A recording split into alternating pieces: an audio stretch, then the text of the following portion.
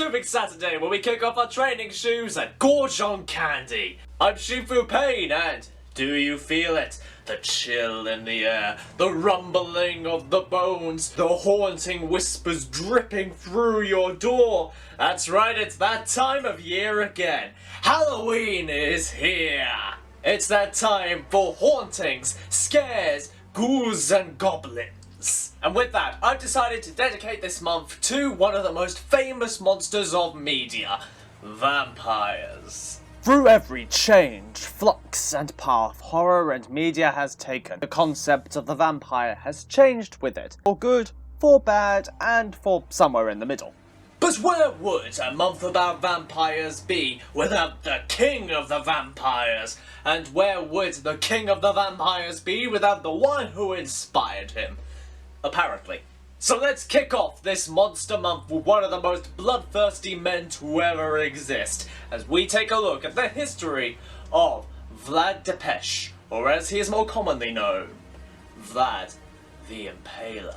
We begin all the way back in 1431, where a particularly ominous birth is taking place. This is the birth of one of the most bloodthirsty rulers ever to have lived, who filled fields with corpses and stained villages in blood. But right now he's just a little baby. Vlad III Debauchery was born in Sigrisara, Transylvania, now modern-day Romania. Born the second son of Vlad II Debauchery or Vlad Dracul. It's not known who Vlad's mother was, either the first wife of his father or the daughter or kinswoman of Alexander of Moldavia. Vlad had two brothers, an older brother and his younger brother Radu. Things were, at first, quite normal, or at least not worth writing about, until 1442, when Vlad II refused to support an invasion of Transylvania by the Ottoman Empire, and so was ordered to the stronghold of Gallipoli to prove his loyalty to the Sultan. Sounds like a potentially sketchy situation to walk into. Let's take your kids with you. Vlad and his brother Radu joined their father at Gallipoli, where they were all immediately captured. Oh wow, who could have seen that coming? Vlad II was released, but then the Ottomans were like, pay us and you get your kids back.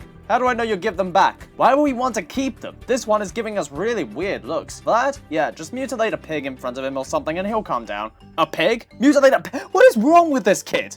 I don't care, he's your problem now. At this point, the accounts get confused. Either Vlad II did pay the ransom and his children were released, or Vlad II did not pay the ransom and claimed that his sons had been butchered for the sake of peace. Either way, the two were eventually released, but came right back to the Ottomans when Wallachia was invaded in 1447. Presumably after the TVA comes in and cleans up the timeline a little bit, Vlad II and his eldest son were killed in the invasion of Wallachia, and Vladislav II was made ruler of Wallachia. And that was the easy stuff, as we now move on to his military and ruling career, with what I like to call the yo-yo phase of his career. So by this point, Vlad was a claimant to the throne of Wallachia, with his major opponent being the before-mentioned Vladislav II. But conveniently, Vladislav launched a campaign against the Ottoman Empire in 1448, which gave Vlad the opportunity he needed. He allied with the Ottomans in October of that year and tried to take Wallachia. But unfortunately, Vladislav returned to Wallachia in December and gave him the boot. Now in exile, Vlad fled to the Ottoman Empire, because why not? He first settled in Edirne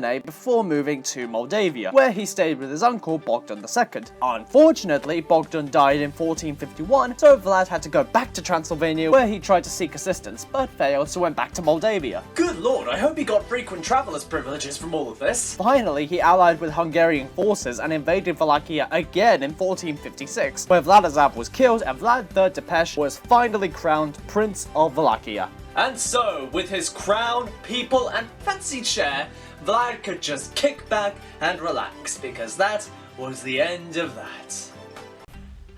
But not for long! Soon, Vlad started purging his state of anyone that could oppose him, anyone who supported Vladislav or had involvement with his father and brother's deaths, or could conspire against him. Goods were redistributed, political structures were restructured, and with his house in order, that was the end of that.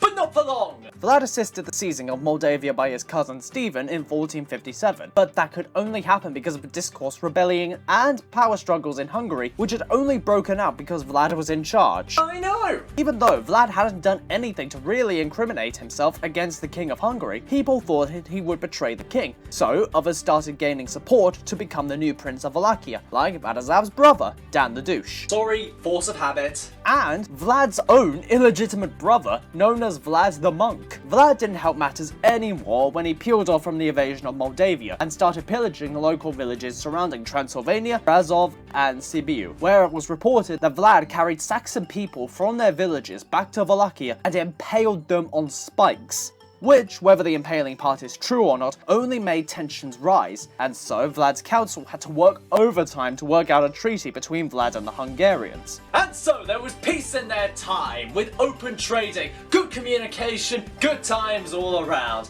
And so, finally, that was the end of that.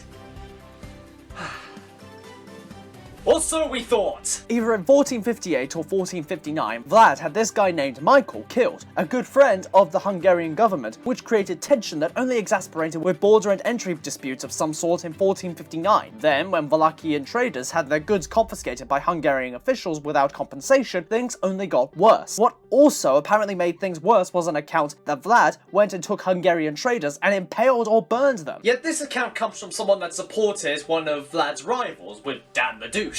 So, I kind of take this with a pinch of salt, you know? But eventually, Dan broke into Wallachia, where he was quickly captured and executed in 1460, not before Vlad invaded to punish those that had supported the Decapadouche. By this point, it was safe to say that Vlad the Debauchery was not overall liked by a majority of people. He was abrasive, passionate, and was certainly brutal in his methods. So it should not at all be a surprise that Sultan Mehmed II sent spies to assassinate the Prince of Wallachia in 1462. When these spies failed and were executed, Vlad executed a retaliatory invasion of the Ottoman fortress at Giugi. But Mehmed retaliated in turn with an army of 150,000. He sought to retake Giugi, which was speculated to also be a takeover of Wallachia and replace Vlad with a more compliant figure. Vlad retreated to Targovishte. The Ottomans did not actually reach Targovishte until June of that year, where they reported to find a field of corpses. Thousands of men,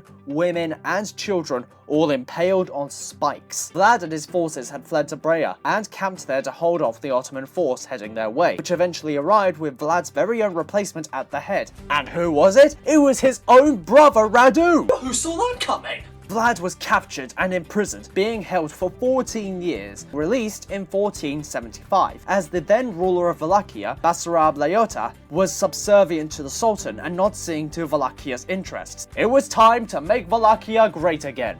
Both Hungary and the Catholic Church recognized Vlad to be the true Prince of Wallachia, if you ignore the war crimes and stuff. Gee, if only they had actually given him any actual military support. With this, Vlad had to scrounge, or rather plan, to make alliances, first going to Pest before moving to Transylvania, Buda, and finally settling in Pest, the whole time gathering support and an army to take back Wallachia. Vlad and his forces captured Targovishte and Bucharest, causing Basarab to flee from Wallachia, leaving it ripe for Vlad to capture. And so, Vlad the Debauchery was actually recognized finally as the true Prince of Wallachia.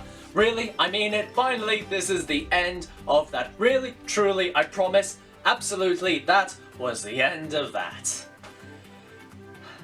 But not for long! By December 1476, Basarab returned with an Ottoman invasion force, and Vlad the Debauchery was killed in the conflict, with his body being laid to rest somewhere. Vlad had two wives in his lifetime, the first being unknown, while the second was Justina Siligari, a member of one of the most high-profile families in Hungary at the time. He had 3 children: Mina, who was born in 1462, his second son, who is unknown, and finally Vlad Dracula, who tried to follow in his father's footsteps and take over Wallachia in 1495. Vlad certainly had a reputation for bloodshed, a reputation which was one part true and another part massively blown out of proportion. most particularly after his arrest, where a poem was written about him and read in the court of Pope Frederick II, which painted Vlad as a vindictive, cruel, bloodthirsty monster with a dark taste for cruelty. I don't think they liked him. Not only that, but stories of him nailing hats to heads, impalements for slides, and torture of rats in his cell were abundant. But on a more positive side, Vlad today is seen as something of a culture hero, represented as a martyr who fought against the tyranny of the Ottomans, ruling justly and serving out the justice of heaven, portraying him more as a fighter for the freedom of Romania in a similar vein to William Wallace, with his admitted war crimes being disputed as more of a necessary evil from a true patriot in a noble cause. Which overall paints a very different picture from the portrait painted during Vlad's lifetime and beyond. As far as could be told, half of these accounts are more than a little untrustworthy and more than a little biased, between supporters for opponents and enemies who wanted him off the throne. But the question to ponder is, how much of that was unreliable? Because the desire to have Vlad off the throne of Wallachia had to have come from somewhere. More than anything, most of Vlad Tepes's actions were, while extreme, reactionary. He had the people connected to his father and brother's deaths killed, went to war with Sultan Mehmed after Mehmed tried to have him killed, disagreed with Hungary because traders from his state were being unfairly treated. In this case, I would think that the truth lies somewhere in the middle. Maybe Vlad Tepes was a brutal bringer of death. Or maybe he was a freedom fighter fighting for independence. Maybe he was both. Maybe he was neither. Whatever Vlad the Impaler was, it certainly cannot be denied. He certainly was memorable. Thank you for watching this week's video, and in the comments let me know what you think about Vlad the Impaler as well as his overall reputation and legacy. We have much more planned for this month ahead, so do stick around for all of that. But with that, thank you all for watching again, and until next time everyone, peace be with you.